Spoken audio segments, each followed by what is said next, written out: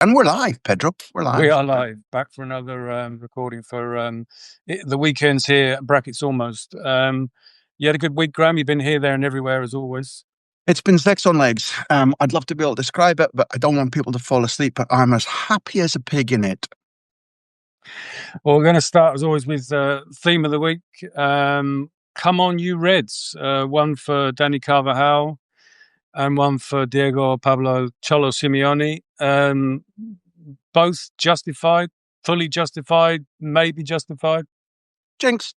Um, Fully justified in Danny Carvajal's place because, it fell upon me to come up with an idea for my ESPN column on Monday. I actually mentioned him in the Gazzetta-style James Richardson ripoff that we do on Monday. And I talked about him being on his campaign to win 7 or start in 7 European Cup Champions League finals. The fact that nobody has ever won more European Cup Champions League finals than Danny Carvajal, and he gets himself sent off in an unnecessary situation. He had to jump to headbutt Jero Rulli's chin. What was said, I don't know. And I did see in the flash interview zone afterwards, both Rulli, undamaged and going, well, I don't know what it was all about and all that kind of stuff. He's Argentinian, so by nature, fine. Xabi Alonso, and he repeated this in the press conference, going, it was our mistake. We have to learn from it. Second red card in 2 games for Real Madrid. Last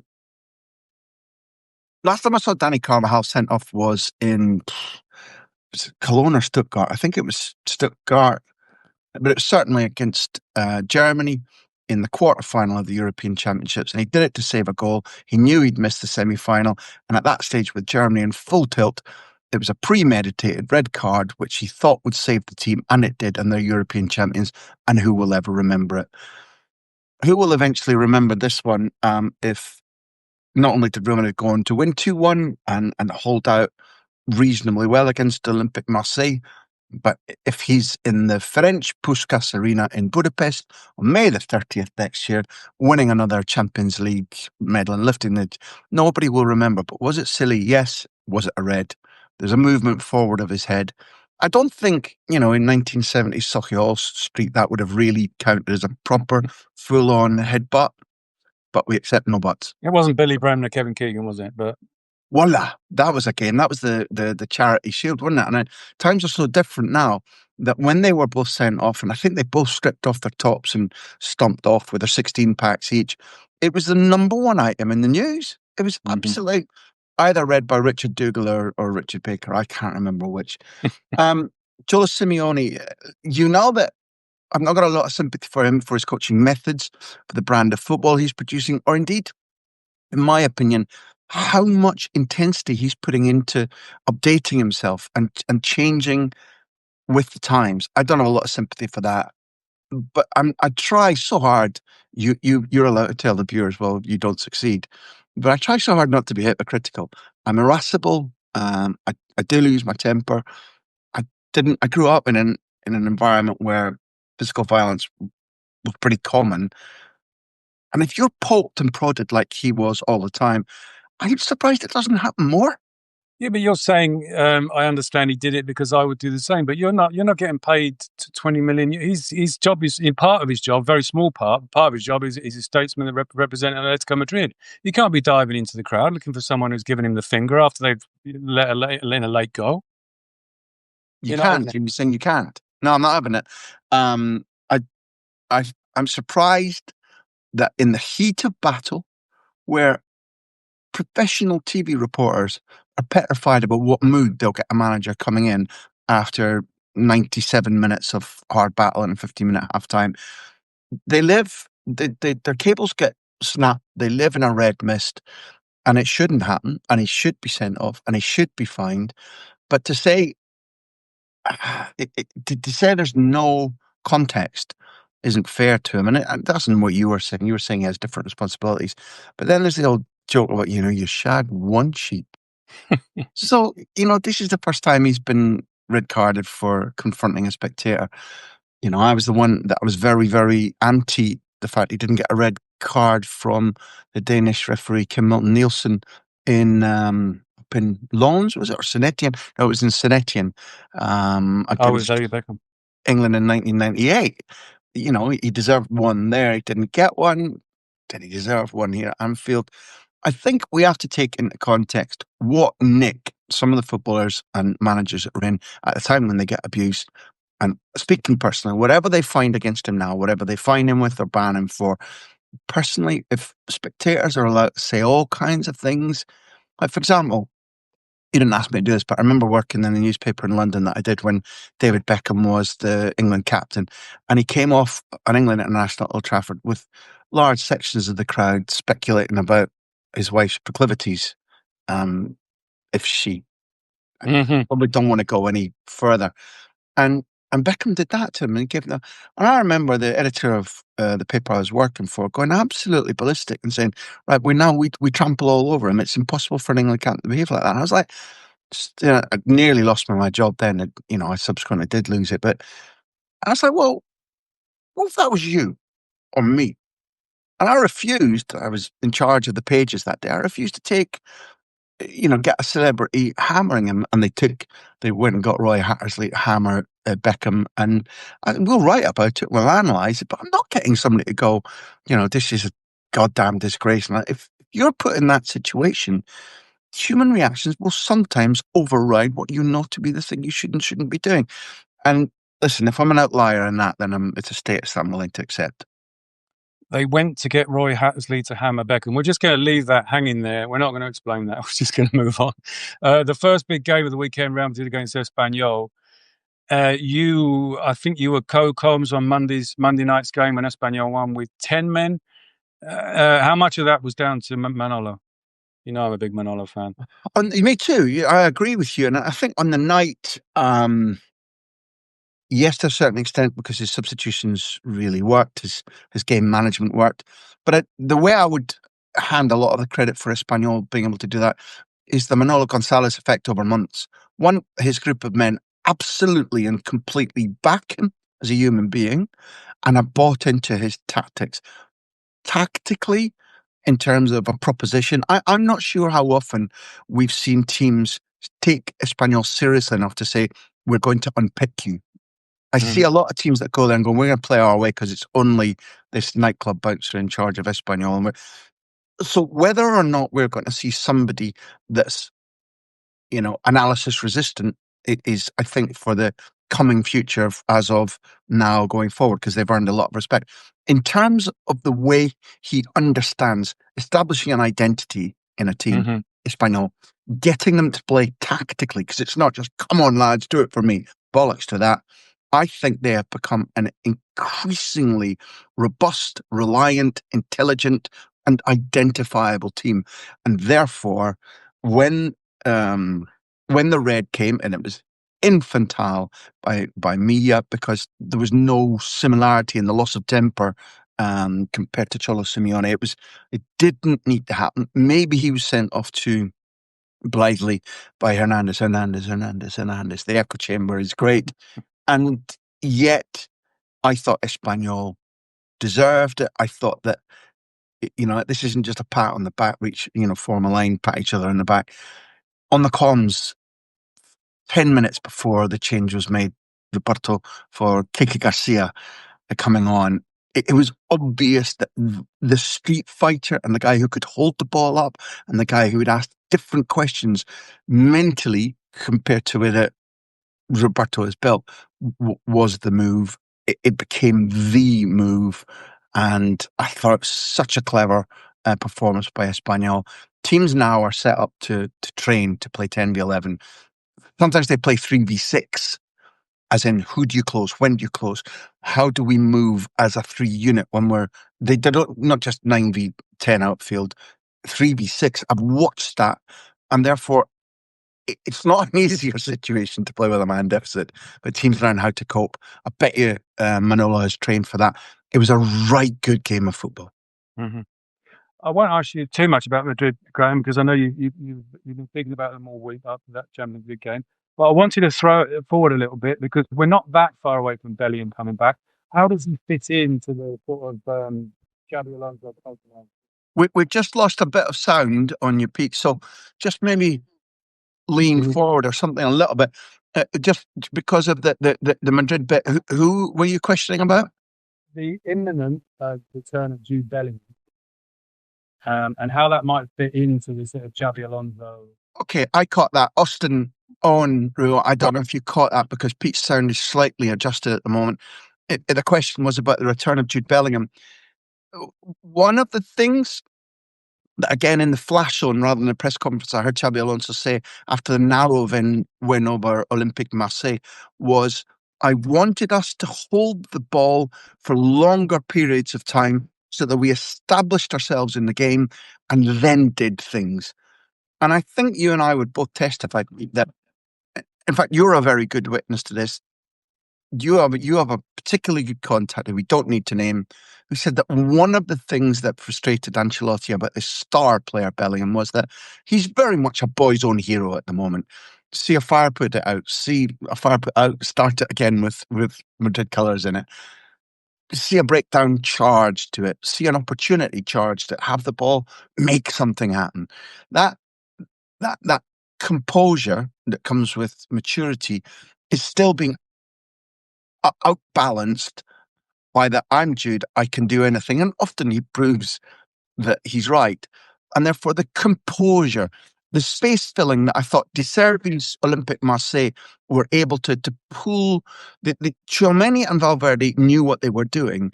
But when Mastrantono or Arda Güler were badly positioned or lost the ball, which happened, I think, too much for the coach's liking, Olympic were very clever about how to pull the midfield two apart and create space and then break. And therefore, the return of Jude Bellingham, it helps a lot in that he's actually somebody who wins the ball back, interception or tackles a lot, whose aerial power is greater still than Tchouaméni.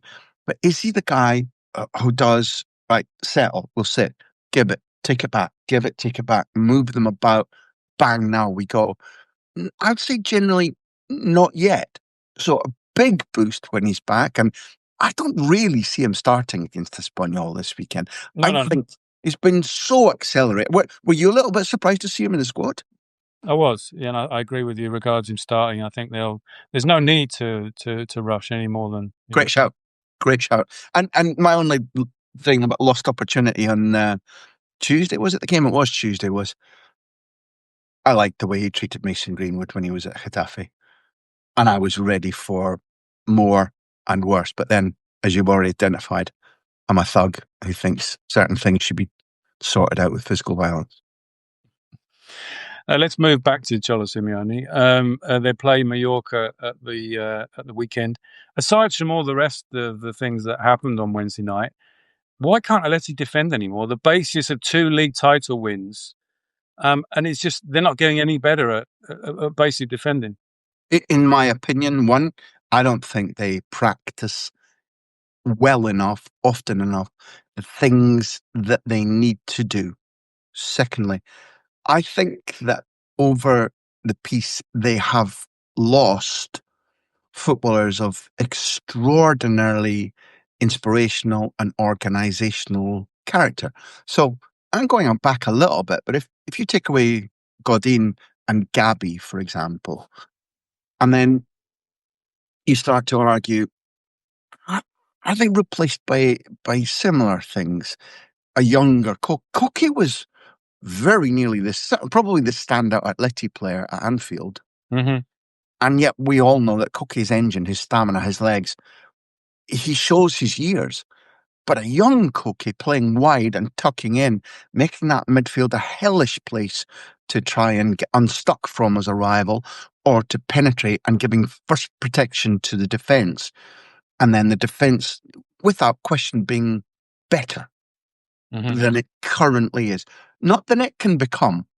There are things about the current era where Atleti can begin to defend as a four, but I know you were leading me into it because I know you and I share a perspective that it's not just the cliche, but defending starts in the front, like all coaches say, yeah, okay, fucking brilliant. But defensive attitude is, how do you keep the ball? When do you take chances with the ball? If you lose the ball, who's already anticipating where that second ball will be, or who's covering for you? Not just like hanging on your every move, but going, I know automatically what Pete's going to do now. I know that it's the right thing to risk, but the risk is that it might get lost. Therefore, I'm going to judge my position slightly differently. That type of practice, that type of what we are taught is called automatismos. You don't get automatismos either from being friendly with a player or playing with them a lot. You get it from the training ground. And my original contention is they're not well enough coached anymore, Pete. Marcus Llorente, Graham, should he A, sign for Liverpool so he can play at Anfield every other week? Was that B, him singing? Are you saying, before we got into the singing part of it, are you saying you could hear him say, can I play here every week?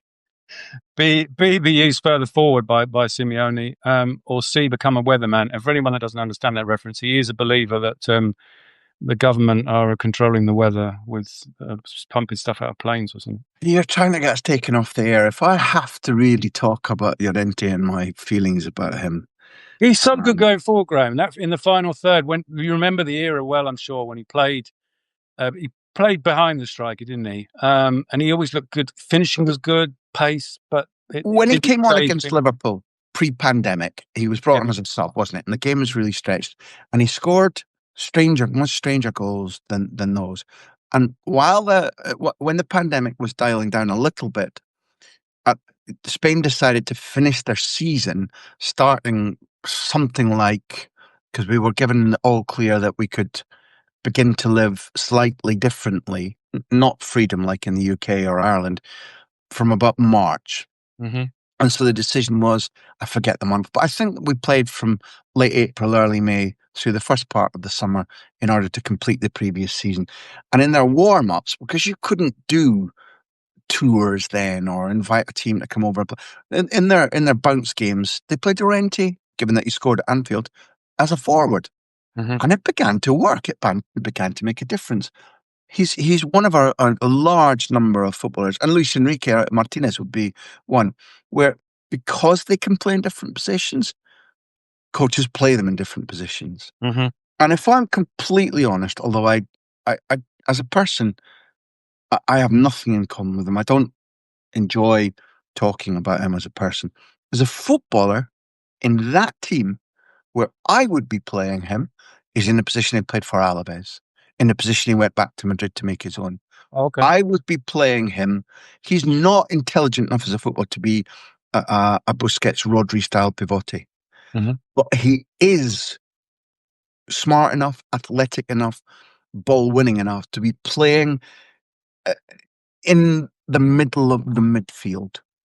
And his engine is fantastic. He takes great care of himself. And with the tuition about, for example, how to protect Barrios, in my opinion, that's his position. And I think Cholo doesn't see it, and he sees him as, like, if I wake up one morning, I'm in trained one way all week, and I'm ripping it all up, my comodine, my joker, the guy I can put anywhere and he'll just do a job, is Marcos Llorente. And that, again, to me, I don't have a single-minded objective. I'm drawing on what you and I have watched when we're commentating or reporting. That, to me, is a misuse of the resource that they've got in Llorente, the footballer. Mm-hmm. Well, we have come to that part now, Graham, that I know you look forward to every week. Why don't they sing this? And this week it's Fine Young Cannibals, 1985 hit Johnny Come Home. I'll give you a quick burst without actually breaking into song. What is wrong in my life that I must get drunk every night? Johnny Otto, he plays for Alaves. Now, can you tell me that you can't imagine, and with great joy, the Alaves Ultras pogoing behind the goal to that? First of all, audience, we're sorry. We mean it. And if you remember the Fine Young Cannibals, you'll get that reference. I think it's one of your best so far. I think it's really your most it's a low bar. That's one of the best so far. Okay, but it's also bringing anybody called Otto into the for example, a fish called Wanda. Bringing anybody called Otto into this podcast is definitely a very good idea. It's a pogoing type song. He's not all that much of a footballer. I never thought he was, but yeah, for Alaves though, he's doing a sterling job so far. Sterling Albion, yeah. Let's definitely say Johnny Ottoman Empire deserves a song. The Alaves Ultras at Mendizorosa will sing anything in devotion to their team. So I'll buy that and I'll give it 5. By the way, anyone asking and wondering why we're suggesting these songs, they're clearly in English. If you've ever been to karaoke in Spain, the Spanish love singing in English. Okay, let's get And back if you've ever been to karaoke in Spain, it was probably with me and Pete. let's get back to the games of the weekend. Barca, Getafe. Obviously, we're speaking before tonight's game. Rashford last Sunday, Graham. Were we seeing signs that he's sort of getting it? Flick is getting through to him. I I I I thought we saw that both in Korea because he did things that looked as if he understood movements and patterns and not just, I've got the ball, head down, run. There are lots of incidents when he's played in Blaugrana where he's acted as if he thinks, fuck me, I'm here on loan, I'm here on tolerance, I need to do something special in order to justify myself. And that's not what's needed. Yeah, coming on against Mallorca, we saw a bit of that, didn't we? Well, I think so, in my opinion. I think that it was like, if I run to the rescue here and produce something exceptional on my own, then I'll be loved and I'll fit in. And I think that to that extent, that thought pattern is changing a little bit. But I saw things in South Korea on the tour where I thought, yeah, he while he's been his agents, his family have been knocking on the door and saying, when we leave, we want Barcelona. Believe us. And that message went through when Nico Williams said no to coming from Athletic to Barcelona. It showed that Rashford had been watching Barcelona, in my opinion.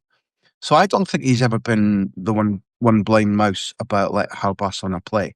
I think he has had wrong-headed ideas occasionally coming onto the pitch. But if you go to the Como game, where he drops much deeper, 25 meters from the halfway line, deep in his own half, facing his own goalkeeper, takes the ball, a quick release from Joan Garcia. It's something they've worked on.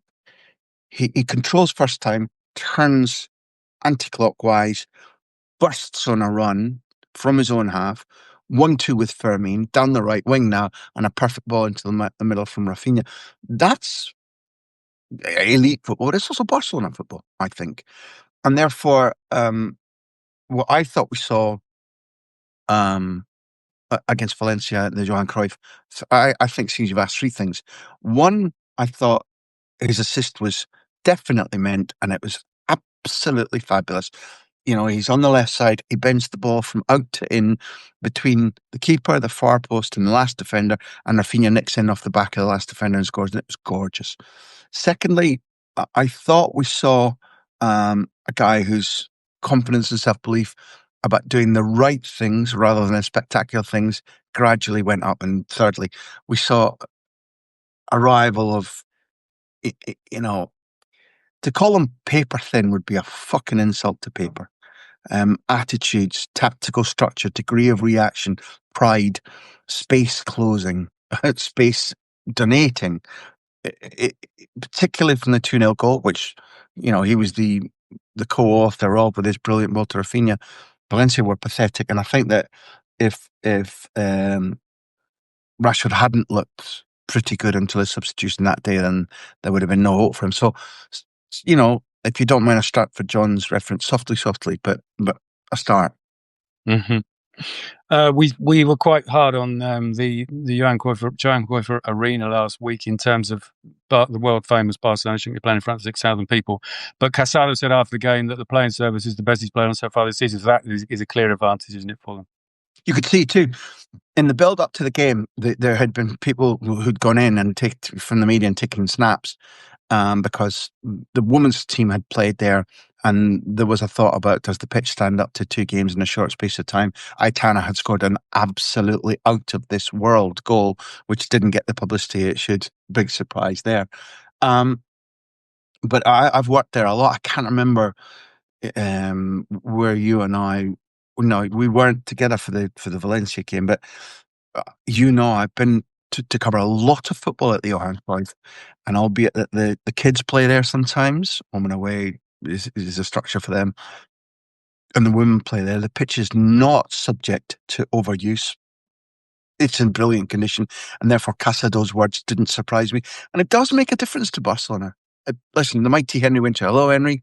I know you and I argued until about 4 a.m. in Pasatapas once about, the cut of the grass and Xavi's perception as a footballer and a manager about how important it is. But if footballers used to play in mud heaps, yes, that's fine. Any good footballer with good technique and an eye for a pass and who wants to control things quickly in a split second and use the ball again, snooker table grass helps. What's the best way to stop Getafe wasting time, Graham? Is it just to make sure they don't take the lead? No, add an extra day to the game, usually, I think. I And like what I what love about them most, and I have to put an asterisk there because it's the only thing, is the fact that when anything, any kind of gamesmanship is applied by the rival to them, they are fucking outraged. They have either they have, the type of memory that the shore has when you write in it, fucking hell, Hitafe, and the tide comes in and wipes it away again. Either that's how they're built, or they're like, well, we just don't care, you know? We are the angry young cannibals and we're going to gobble up the rules. But you can't do that to us, fuck's sake. Listen, they've got it down to a fine art. But having said that, I need to add a proviso, and it's not to please anybody out there. Fuck me, can Bordalas coach. Say that again. Fuck me, can Bordalas Yeah, coach. yeah. He Improved players. can't. But it doesn't mean that we have to love everything that comes with it, because I don't. We'll rattle through the last 7 games now. Valencia are home to Athletic. Laporte's back. He's probably not going to play. He still needs a bit more time. Is he the solution that they're building him up to be at the back?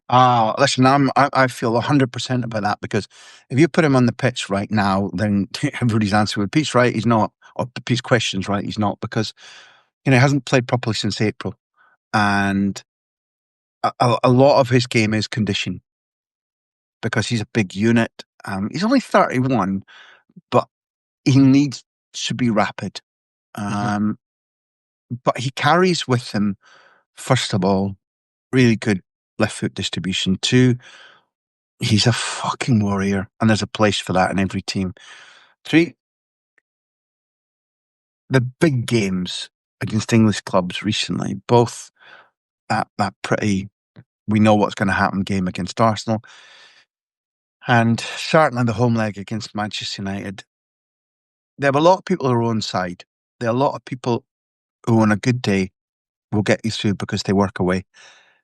But if Iñaki or Nico or Sunset or Unai are absent, it's not just the skill you miss, it's the fucking gigantic characters. Laporte is that, for good or bad. He's got a monstrous competitive character, and he's also from my dealings with him, he's a don't fuck with me man. And when you can play as well, which he can, and at a time when you're missing one of your key centre halves, your eye to a doping ban, doping, whichever you want to call it. Once he's ready, and if that knee problem does not persist, it's fantastic news for Valverde and fantastic news for Luis de la Fuente. The only thing is, when we put that litmus test, when we put the microscope on him, it has to be at a time when A, he's fully fit, and B, he's got 6, maybe 7 games under his belt. Mm-hmm. Rayo home to Celta. Something I meant to ask you last week and didn't. Why is Inigo still there? Nottingham Forest came in from recently. He probably could have manufactured a move back to Osasuna in the summer if he'd wanted to. It was generous of you not to ask, because I didn't know the true answer then, and the week hasn't given me greater clarity, because this is a club where, the training ground is a fucking shambles. They can't train there. The club and the president, excuse me, pardon me, Mr. Presas. The fans and the president are even more at war than in eras gone by. They're going to be tested to within an inch of their lives, competing at a high level in La Liga and then competing in Europe. And therefore, my guess, because I don't want to fall into the temptation of speaking with total emphasis and pretending I know when I don't. My guess is that he's somebody who feels a lot for the club and the fans and the identity, maybe less so the president, and wants to finish it. We've all done it when we're 3/4 of the way through a job, whether we've liked it to begin with and we've just got actually sucked into getting it done, or we really want to do it. Very few of us want to leave a job half done, three-quarters done. And It's the that's old how Magnus I would. Magnuson, isn't it? Again, It's the old Magnus Magnuson, isn't it? I'm finished, so I've started. No, I'm Icelandic, so I've started, so I'll finish. Yeah, I'm going to buy that. I wish I'd been clever enough to say that in the beginning. Hello, viewers. This often happens in conversations between Peter and I. Let me warble on with a little rope just there, and then he go, "You mean it's good El- learning? It's good learning." LG Hunter Oviedo, Graham. Was Rafamir right to celebrate last week in the Big One? That's a fucking another brute of a question. You know, in my dreams, I'm never playing for another club other than Aberdeen, except for the most recent dream I had, where I was brought back by Xabi Alonso at this age to play for Real Madrid. I didn't do a lot of running around, but I could score hotshot Hamish from distance. This is just true, and again, viewer, that Pete didn't know this. I scored so many goals that we won the Champions League, but I'd only been given a 1 year contract, so I immediately left to play for Aberdeen. We won the Champions League again immediately. And for some reason, then Barcelona came in for me, and I said, well, I'd quite like to go home again. So I played 3 consecutive seasons in this dream for Madrid, Aberdeen, and then Barcelona. Won the Champions League with my goals being central every single time. And I didn't celebrate against Aberdeen. And I couldn't ever. I won't have the chance to, but I couldn't do it. But do I believe that a footballer who isn't umbilically linked to a club because he was born there, his generations of family have supported there, he was suckled by them, and then it's a quirk of fate that he's somewhere else. Should he go back to that club? They're not like, fucking up you. No. And in every other circumstance, a player should feel free to celebrate a goal. So I'm having dreams about apocalyptic world endings, and you're dreaming about playing against Aberdeen. And when the apocalypse come, I'll have started it. So don't worry, there's a link. Villarreal home to Osasuna. What's happening with the goalkeeper situation at Villarreal, Graham? Because they've got quite a few of them, but obviously Luis Junior dropped a bollock, as we call it technically, in the week. And Finish that thought. well, So I mean, are we piling on Junior now because he made a what were your cunt up? impressions of him last season is maybe a fairer question. Let's not. I I didn't see the need last season, and I said so in shows with you sometimes, and I think you agreed that Conde seemed to me to be doing the job more than adequate, and yet he cost less.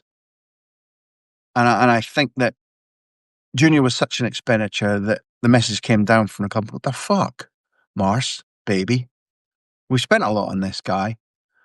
His value goes down. Never mind how he performs when he's sitting on the bench." And there was a spell whereby there was a bit of alternation and whatever. I don't see him as being significantly better. Bigger, yes, but not significantly better than Conde. And they signed one more, you're telling me? Yes, I think that's right, isn't it? Yeah, I think I agree with you with regards Errol Flynn. He had a very good season before Villarreal signed him, didn't he? He was at Leganés, and he was a major reason why they got promoted. Came in, as you say, he was cheap. You notice I'm dodging the question about the third keeper they've signed. He came in, he was cheap, and then they spend more money on Luis Junior than they'd ever spent on a goalkeeper. And I suppose the obligation then is that he becomes first choice. Well, I think if you're the president, if you're the guy who's footed the bill, then yeah, that probably is what happens. Let's just check and see, because other people Yeah, will be let's see who the third choice keeper is. shouting at us, won't they? But Yeah. I'm still unconvinced that A, that's the right reason to make a deal like that, and B, are we going to be true? Because I'm looking at all these Arnau Tenas, the Catalan ex-Barcelona PSG reject, who, Well, you could tell us what. well, yeah, fuck me, I interviewed him 5 or 6 years ago before he went to PSG when he was on route. I'm pretty sure he won the UEFA Youth League, and what he is a fucking enormous self-confident character. I mean, extraordinarily sure of himself. Some would say maybe needed bringing down a peg or two. But in terms of one of the things he is, which is very much in vogue, is he's a brilliant footballer. He's extremely good either at distribution, and that was proven because I'm relatively sure it was Arnaud Tenas who sweltado, that got rid of the ball really quickly in the Olympic gold medal final against Thierry Henry's France.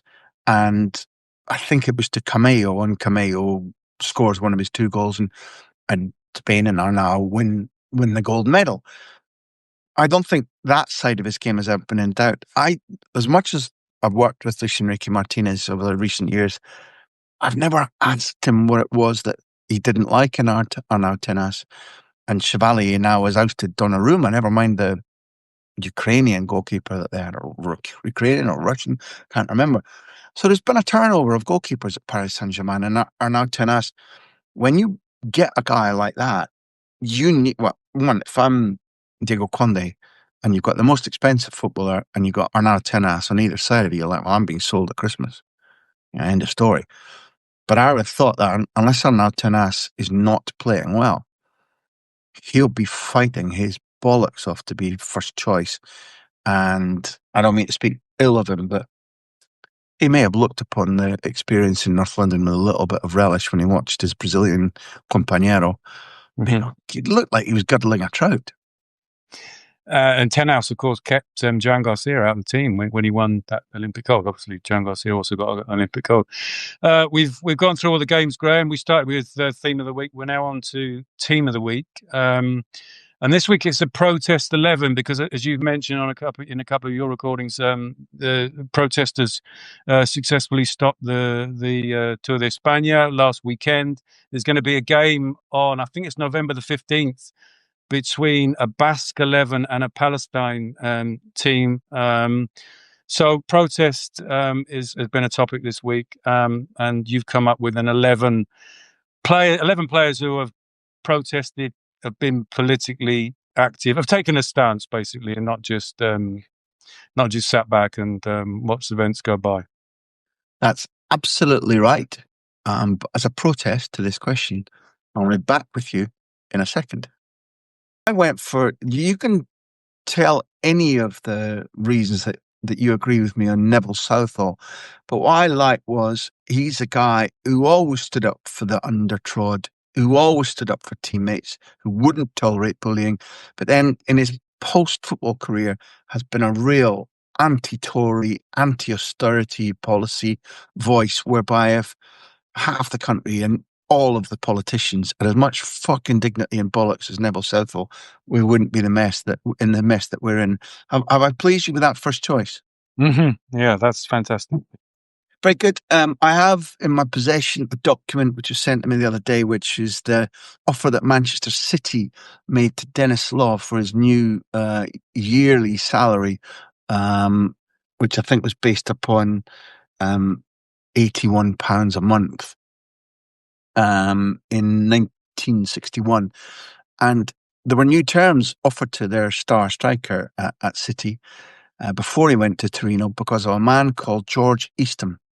And George Eastham went on strike and organised in an era where such things were frowned upon in society, never mind in sport. And he didn't go on strike to end the minimum wage, but to do a forward version of what I'll talk about from some 20, 34 years later. But Eastham decided that this sign and retained football clubs were able to do and keep you during the summer but not pay you, and if your contract was ended, just decide, well, I'm not going to let you go anywhere. And he went on strike and he won that case, and he radicalized and mobilized football for the first time. And one of the knock-on results was that the minimum wage disappeared, and instead of like the maximum wage disappeared. Then instead of like players being allowed to earn a maximum of 18 quid a week or 18 quid a month, I don't fucking remember, suddenly they could be paid, remunerated properly for the services they were giving. So George Eastham is in a back three, Pedro. Willie Young, you'll barely remember, did play for Nottingham Forest, did play for Scotland, did play for Arsenal, but went to Spurs from Aberdeen in the very early 70s. I want to say 72. Anyway, I was at the match against the Arabs, Dundee United. No offense to the Middle East. They put sand on their pitch once and they've been the Arabs ever since. And Willie Young was being substituted against Dundee United at Pittodrie, and he was so angry at Jimmy Bonthron, he took his shirt off, ran up to the dugout, and flung it in Jimmy Bonthron's face. Told Aberdeen he would never play for them again, and within 4 days he was at Spurs. So George Easton, Willie Young, and Bob Marley. Bob Marley, wonderful football player, dedicated to the sport, and a natural rebel in society, in what he wore, what music he played, what values he espoused, live and quick. Loved a pair of shorts tucked right up the cleft. I mean, those were short shorts that Bob wore. His hat was oversized, and it's probably not called a hat. I don't know what it's called, but to contain his dregs, that beautiful multicolored Rasta beret was triple sized, and the shorts were, I mean, Maradona-esque shorts. Bob Marley, because of his running power and because his redemption song could save any team that had been broken against. Eric Cantona, who went to a hearing to be sanctioned by referees and threw a bottle of water at them across the table and said, "You're all pieces of shit. You're all fucking useless," and stormed out. Eric Cantona, who kung fu kicked a racist at Crystal Palace. Eric Cantona, who this week stood up and spoke out against the genocide in Palestine. Eric Cantona's right in there. Colin Kaepernick. I mean, you might argue that the San Francisco 49ers don't play soccer. Yeah, he's going to pick the ball up, but, we might let it pass. Let's hear what you've got to say.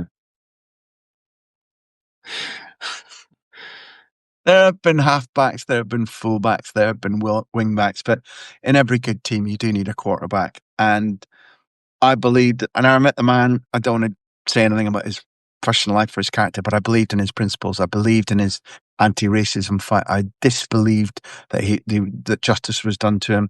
I loved the fact that he made Trump irate. Colin Kaepernick is in there. Paolo Di Canio, I had him in the team twice, but I knew you would disallow that. And I couldn't decide whether it was when he sat down against Bradford on the pitch and said to Harry Redknapp, "I'm not playing on anymore because they keep kicking me and the referee won't give me clear-cut penalties." And then he gets up and rejoins the fray. And I think Stam win 5-4 or 4-3 in the end against Bradford, and it's enormous. Or when, I think it was at Everton where there's a player down injured and he goes up and catches the ball and says, "No, I can't play. I can't play on. I can't play on." And Who are you doing now? As everybody knows, no, he won the Nobel Peace Prize for that gesture. Used it to cosh somebody that he disagreed with. And just to frighten you all, he used to tell Gabriel Marcotti, when Gabriel asked him if he knew me, he said, well, literally, Di Canio used to say, "He's fucking mental." True story. So Eric Cantona, Colin Kaepernick, Paulo Di Canio, Roy Keane has to be in there. Saipan, which is the point at which you go, Saipan. That speaks for itself. I was in the lounge of his parents' flat in Liège. The Leaf police dismisseth us. She sells. No, that wasn't one of those tongue twisters. I was in his parents' flat lounge in 1995 when the interim verdict for the European Court of Justice said that Jean-Marc Bosman had won his case, his rebel case, against the way in which it was Easton 2. Clubs could refuse to let a player go when his contract had ended. He won that case at great cost to his personal life. At the time that I was speaking to him, he admitted his alcoholism. He'd sold all his belongings. His wife had left him. He'd had to move in with his parents. And they had a fucking dog, a big Doberman Pinscher, which I'm sure was called Satan, who tried to bite my computer. And that's not a euphemism. However, that interview was the first big breakthrough in changing my life and changing my career and leaving me here with you. So if you've got anybody to blame, don't fucking blame me or blame Bosman. But he's in our midfield. And Bertram Arthur Clements, which I know you're all going, "Oh, fucking Bertram Arthur Clements again." Not him again. but it was quite serious. He could have taught Colin Kaepernick a thing or two. 1936 Olympics. He was one of the Great Britain football team that in Berlin refused a Nazi salute. Every single one of them. An England team that went there a couple of years later didn't, and there are famous pictures of them Sieg Heiling. But the Great Britain football team, made up of a number of different nationalities, were led by their centre forward, Bertram Arthur Clements, who just said, no, not happening. And well done, Bertram. And then again, what we like to call the modern day Willie Young, Mark McGee had taken, and it's a close one. It was very nearly another completely different subject and different football club, but very nearly Steve Archibald for when he'd scored a hat trick for Aberdeen and Alex Ferguson said he couldn't keep the ball. So he went into the manager's office on the Monday, opened the door and volleyed the ball through the door, hoping that it would bounce back and do collateral damage on Alex Ferguson's head.